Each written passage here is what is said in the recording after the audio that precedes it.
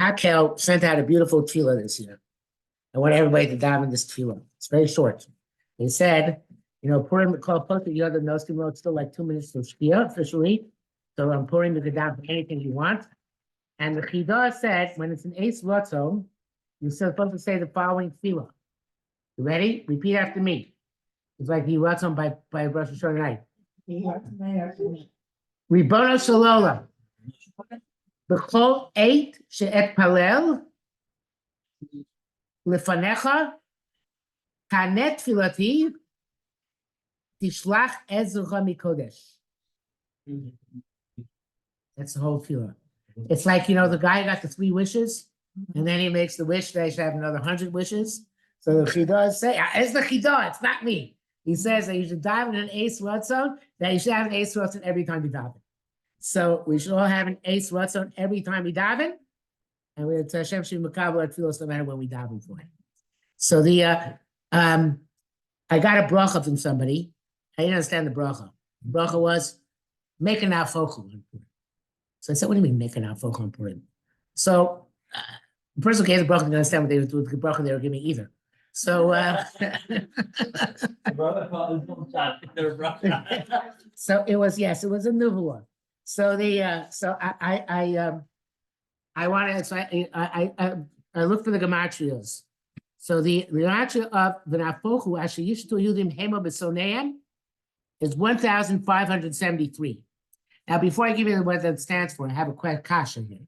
Momo, why does it say Asher Yishtu Yudim Hema B'Soneim and not Al Soneim? It says B'Soneim, right? No, Rebbetzin, Diktuk. What's the diktuk? Why say B'Soneim and not Al Soneim? It's a good question, no? What's the whole sentence?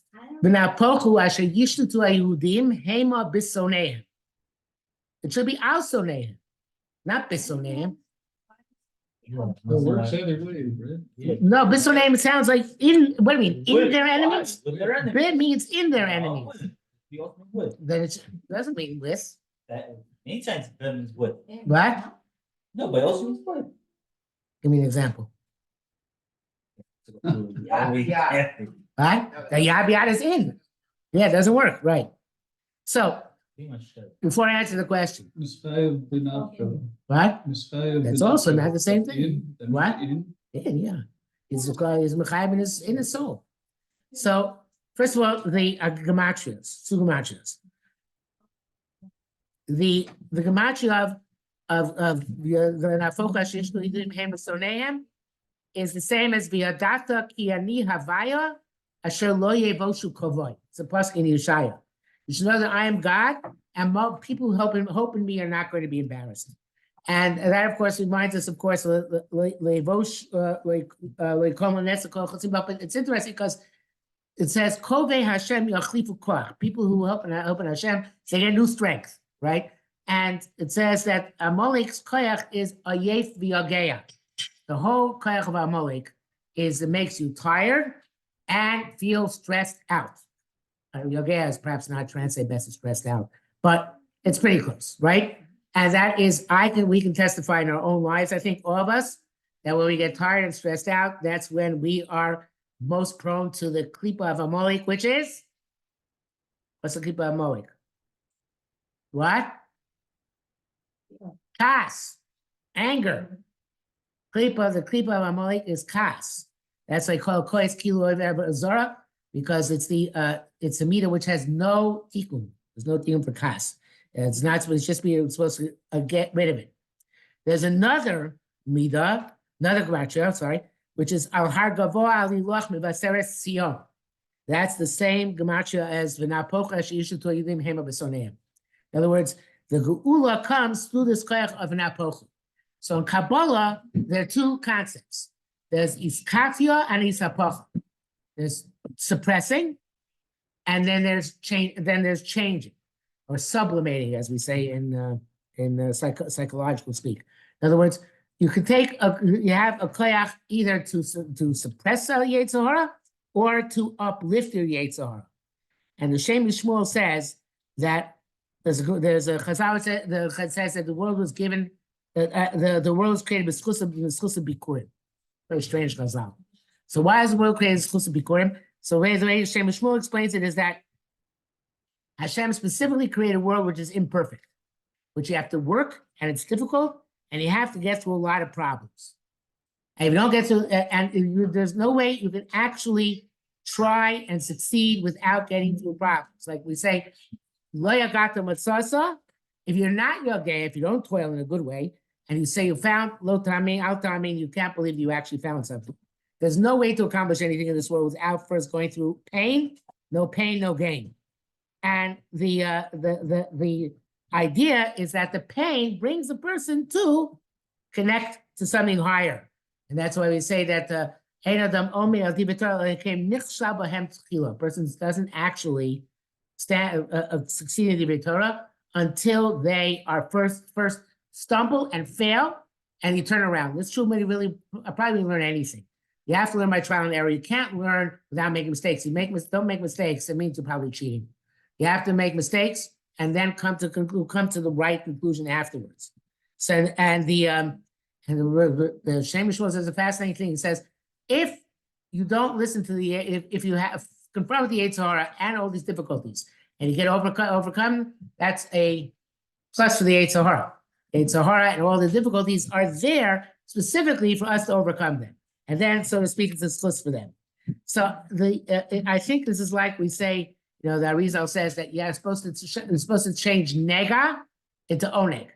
Sometimes something is a nega, but then you have to change oneg, and that's the idea of Shabbos. He says on Shabbos, it's all oneg Shabbos is the idea that everything which during the week can be negative, on Shabbos becomes a positive, and even eating and drinking, all sorts of other types of things which have to do with the pleasures of this world.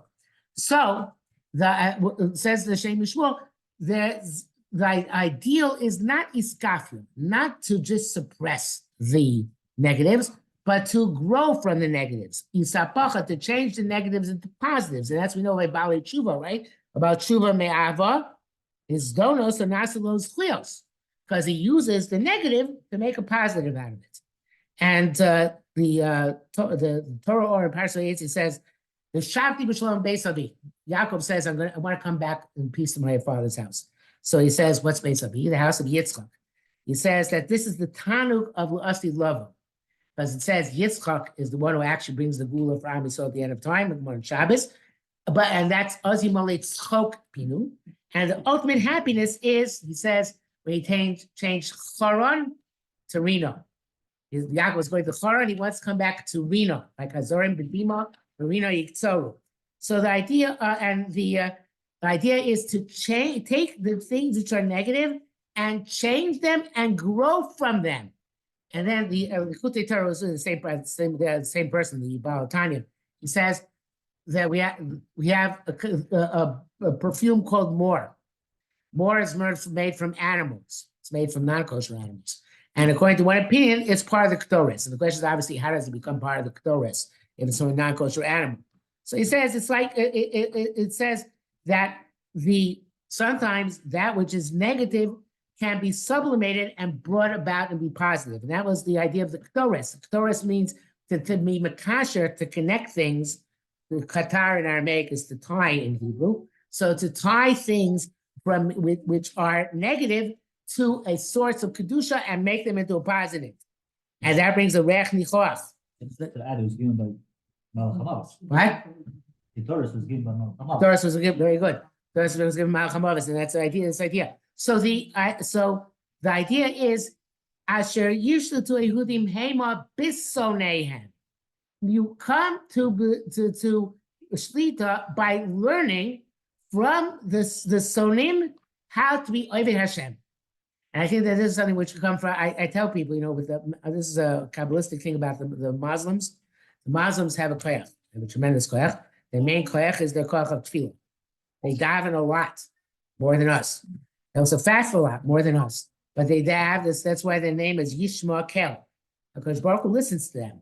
So that's why it's not a simple fight, it's spiritually against the Arabs, because the Arabs, the Muslims, have this special koyach. So therefore, what we have to do is learn from their koyach, from their Mesiras Nefesh, for their spirituality in that sense. Of course, in other senses, not. But in that idea, we're sholing in our sonim. We bisoneim. Through the sonim, we come to uplift ourselves. So what does it mean to make an napochu? Right? Napochu means that we have to change that which is bad into that which is good. We take something which is negative in our life, and this is true both in ruchnius and in gashmius, and it's true in practice and in psychology. It's true in all aspects of life. Anything which is a negative, I'm talking about myself because I have a very negative outlook on life. Usually, I'm a pessimist. So what? Socialist. Right, socialist. So the idea is to take those things which are negative and try and make them positive. So when we say when somebody uses bracha tasen napochu, make a napochu, what are they saying to you? They're saying find the things which are negative in your life and try and see how to use them in order to build a positive, in order to make something good. And that ultimately is what you're miserable and you're depressed and you're stressed. So you try and find a way to turn that negative energy into positive energy. I'm not sure exactly how you do it, to be honest with you. But that's obviously the way you bring the geula. Because the geula is when we look back on everything and see how everything HaKadosh Baruch Hu did is for the good. Now, a little bit we see in this war in Gaza, which is a very terrible thing, but we do see that Hashem brought it about, and seems not to be working in the long run, unfortunately, but that's my pessimism, that to bring about Achdus and Klal Yisrael. There should be unity in Am Yisrael, because if the soldiers who go to war, they feel, not the politicians, not the people who are outside Gaza, but the people who go into Gaza, those soldiers, no matter where they came from, whether they're left-wing people from Tel Aviv, right-wing people from Yudan Shomron, they feel a tremendous sense of achdus and purpose in fighting for the cause of saving Jewish people. And it's an amazing thing to hear them all the time speaking about this achdus which they feel. And there's this general who got into trouble as a result because he said to the politicians, he said, you have to be worthy of us because we have this achdus and you don't have this achdus. And then the chief of staff rebuked him for having said this, made the statement. I think he's 100% right. I think that this idea of achdus, which is what comes out of the negative of the war, is something which we can then take and use for positive. So what does it mean when somebody gives you bracha, make an napochu? What it means? It says, Asher yishatu Yehudim heima b'soneihem. We have to use the messages of our sonim. And they, by the way, unfortunately, they have tremendous achdus too. They have achdus l'ra, but we have to have achdus l'tov. You don't think so? Okay, so That's falling apart, I think. right? On their end as well. Well, but they had it. Yeah. I think they had They only it. have enough for Jews. Right? Okay, they had it for negative purpose, and they had that achdus, right? When it comes to hating Jews, they're about. Yes. So we should have, that's something which we can also learn from them, how we should have achdus and use the achdus to change the mind. I just want to finish. Yeah, no, I'm finished. I want to add a few things to what Rabbi said. Go ahead. So your question about how to do it and sound clear. So because I think the first word in the Megillah is Vayihi. As I see heat, and the Vav is the makes from future to past. But so they say what there's a difference between what says Haya and Vayihi. Both of them means chas, but there's a difference, right? What's the difference of Haya and Vayihi? The Haya is a past that already occurred. So you already know what happened, it's already passed. Vayihi is a past, but it's occurring. It's still occurring in the mind of the reader. It's something that's still happening. So over there in the Vayihi, there's always still no clarity. Haya already happened. There's clarity. Everything that Hashem does is for the good, and that's already clear and understood. Because you can look backwards and see it. But Vayihi is where there's always you're never gonna know exactly what's happening and that's why it's like a Simon and Ra in a sense. It's not. That's one of the other things you also mentioned between the Song and Moshe Shapiro adds that I think it's a Gemara that asks the question where in the Torah it says Moshe Rabbeinu. It says for Moshe Rabbeinu. It's one of the first two chapters in Bereshit, right? Yes. And then the same Gemara asked then about Haman. Right. So why they bring Haman all of a sudden to the picture? All the people we want to ask the source for, right? And what's the source for Haman? No. I mean, AIDS. No. That's awesome. What do you have? Well, he says it's from the snake, it's from the staff, Okay, it's from the staff. okay. And Hashem tells him to put, and it says, and all of a sudden it says, the Moshe was very afraid, he was very scared. Mhm. What's he scared? And he's speaking to God, there's no reason to have Yira, you're only speaking to Hashem, why are you not scared, afraid of a snake?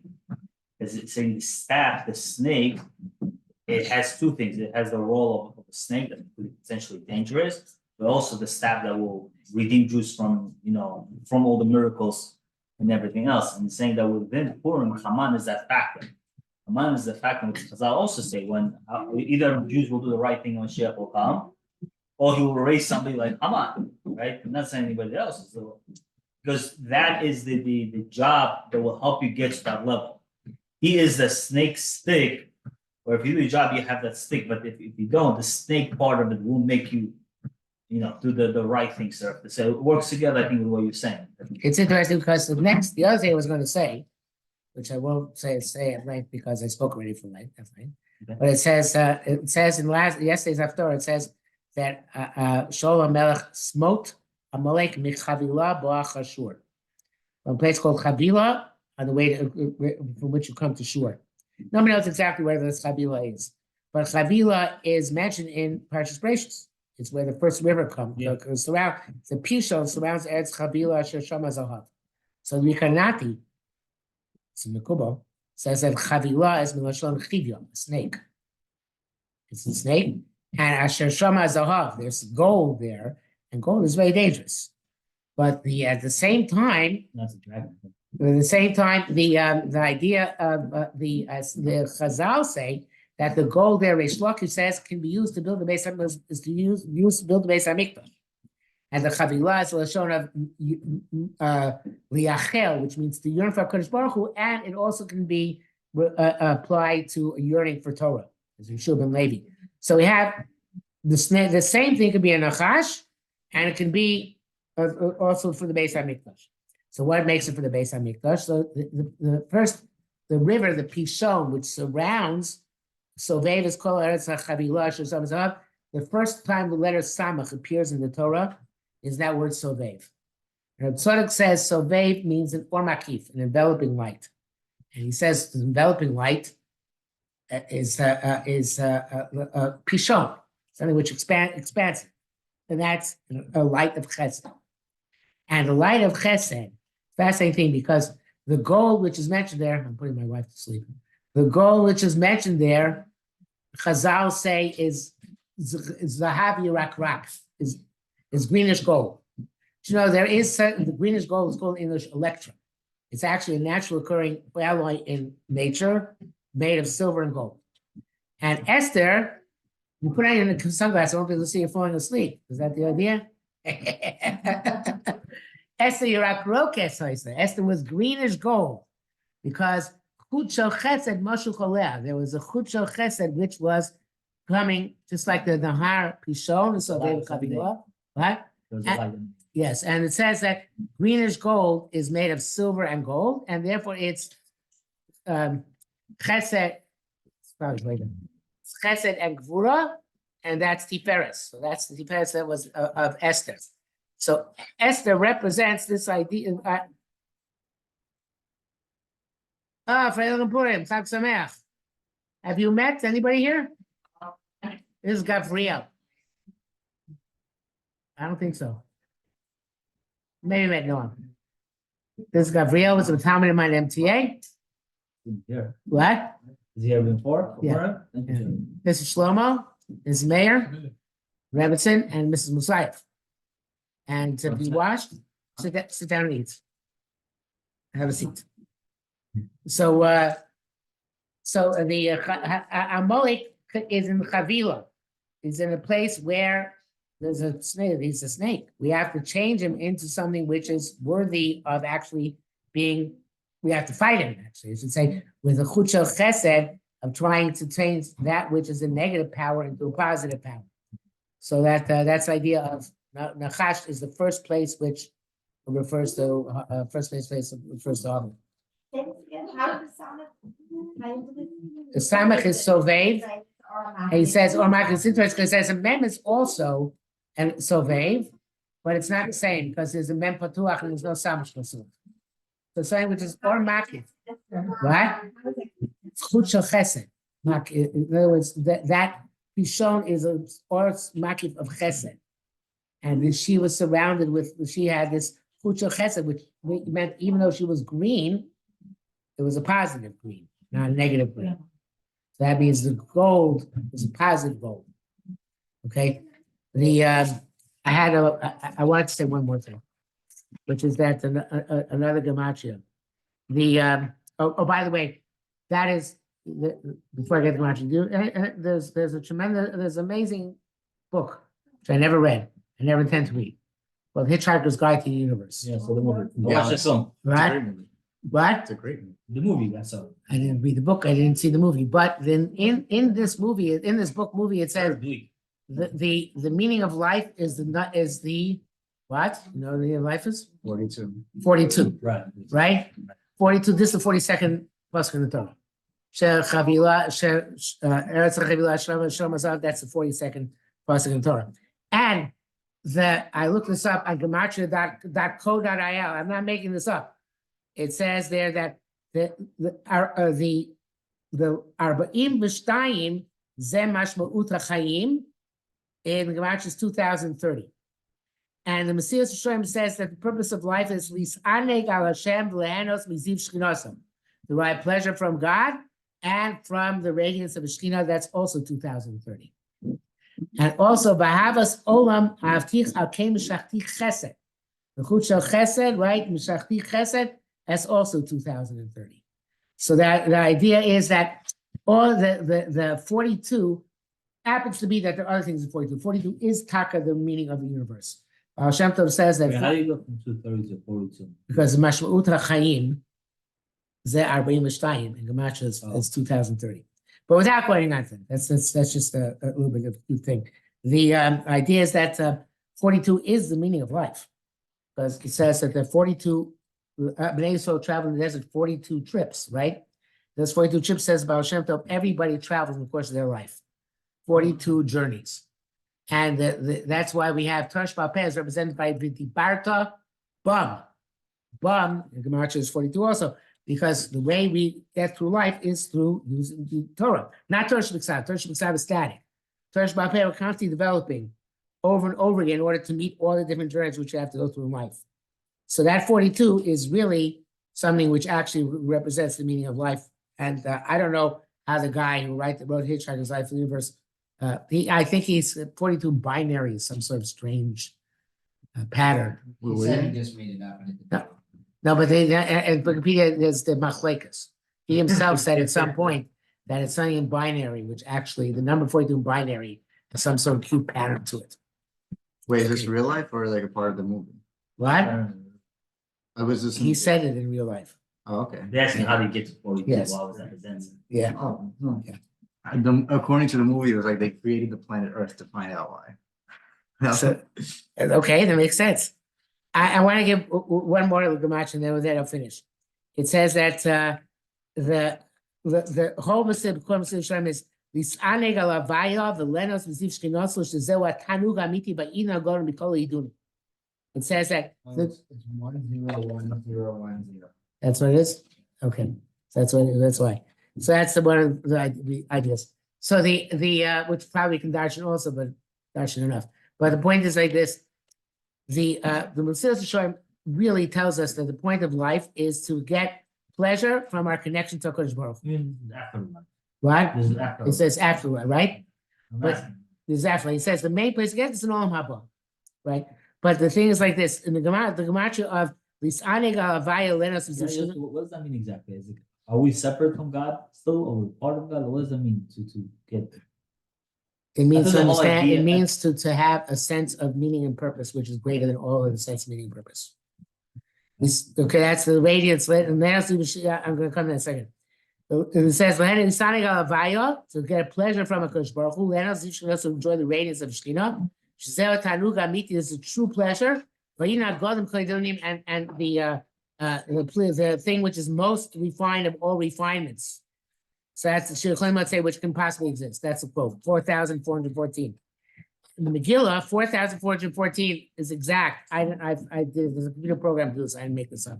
Vayamim ha'elon nizkorim na'asim b'chol dor v'dor mishpacha medina medina v'yer v'meh Purim lo yavu mitoch ha'Yehudim. Says that these days will be remembered and done every generation, every family, every district, every city, and these Purim are never going to pass from among the Jews. So all the Yom Tovim are going to be eventually canceled. That's what Chazal say, except for Purim. In the Hanukkah. And the idea is that, whatever that means, the idea is that, what we're saying here is that Purim represents the ultimate future. Because Purim represents this idea of the ultimate tanug of enjoying the Ziva Shechina. So what do you mean? So the tanug Ziva Shechina, right? How does Purim represent this tanug of Ziva Shechina? Therefore, it's never going to be canceled, even after Mashiach comes, even Olam Haba, whatever it means, it's still going to be a Purim. So the idea is to see Hashem in patterns of existence, right? That's what the ultimate tanug is. To see how everything is divine. What? To see how everything is divine.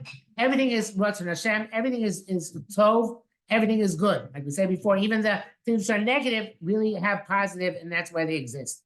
So that's what Purim teaches us. And in the middle, you can't see it. That's a big problem with life. Life is depressing because we can't see in the middle of it how everything works out for the best. What? Right. You only see in retrospect. So therefore, that's why I think that's why the Iker Tainug is only later on. Because only then you can see how all those painful episodes actually had a purpose for them. But that's the idea. Purim teaches us, there's a light there at the end of the tunnel. And the reason why it went through the darkness is in order to get to that light. Because there's no sweeter light than the light which comes out of the darkness. So you have to put the dark now, which means on a higher level, the light has to be fashioned from the darkness, has to be woven from the darkness. So therefore, that's the idea of Purim, to see how darkness is light. And that's how the kind of the ultimate Ziva Shechina is seeing how everything is light. And that's how the connection between the Messiah Yeshayim's purpose and Purim never being canceled. Can I ask a question? Yes. Just a mystic question. It's good because Okay, we're learning basic- Messiah Yeshayim, so we should be pessimistic. We're learning Mussar The tonight. basic question. So Hashem creates the problem, and then he resolves the problem, and we're thankful for the problem that he created. The Right. basic question. Yes. Right? Yes. So he puts me in danger, and I said, by the way, you're not in danger. Right. Now I'm happy that I'm not in danger. And Yes. thank you, Hashem. But Because- the only reason I was in danger is because Why do people climb mountains? Why do people go to Mount Everest? I've been listening recently to Robert F. Scott's trip to the South Pole, which ended up, everybody died, right? They all died, right? What crazy thank you things. for spoiling it for me. What? Everybody died. They on the way back, they were like 10 miles short of coming out, and they all died. So why do people do these crazy things? Why do people climb Mount Everest? So there's so many dead bodies on the way to Mount Everest. And these people who all go up, what? They're all They frozen. all class these frozen dead bodies, and they're still going to that Mount Everest. So what's the shot? Ben, What? I'm different.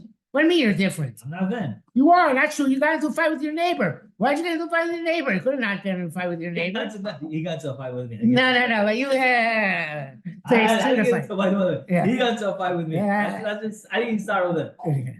So the idea is that there's a certain sense of accomplishment without which life would be meaningless. And if that's some account, people strive to find a sense of accomplishment. The problem is that most people find accomplishment in stupidities, right? But the idea of life is to find accomplishment, and that's also to find light in things which come out of darkness. You can't Let's go back find to light. Purim. Let's go back to.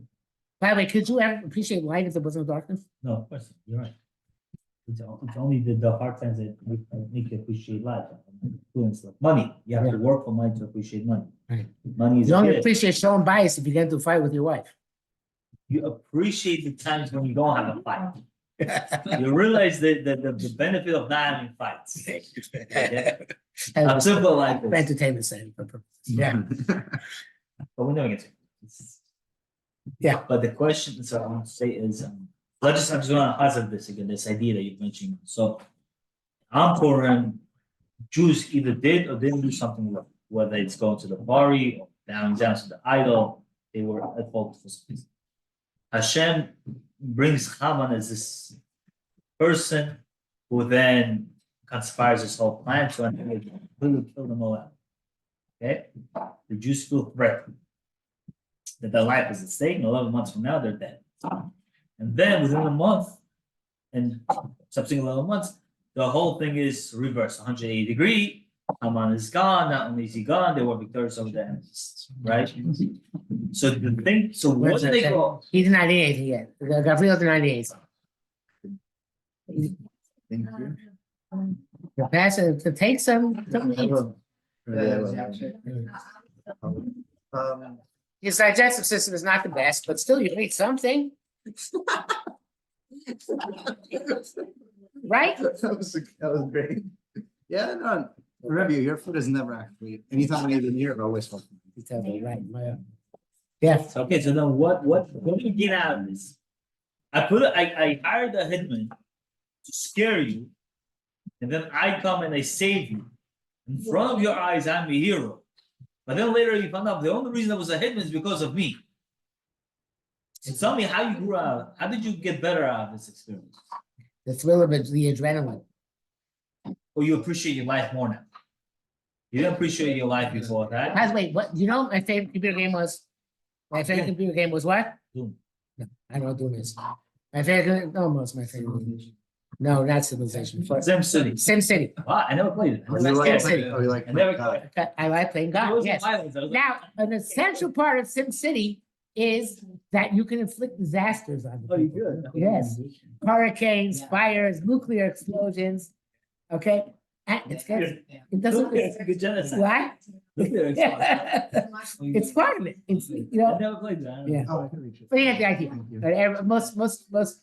Then Yeah, you get to be God for a little. Right, right. So the people over there appreciate their life more because then the Right, all those people in Sim City, all those Sims, they appreciate their life more because they had to go through those difficulties. Look, we know that the British finest hour, right, was World War II when they're going through the Blitz and Dunkirk and all that. And since then, Britain has been, well, right, there's something to that. So the concept of heroism is an important one. Yeah. Okay, anybody else want to contribute?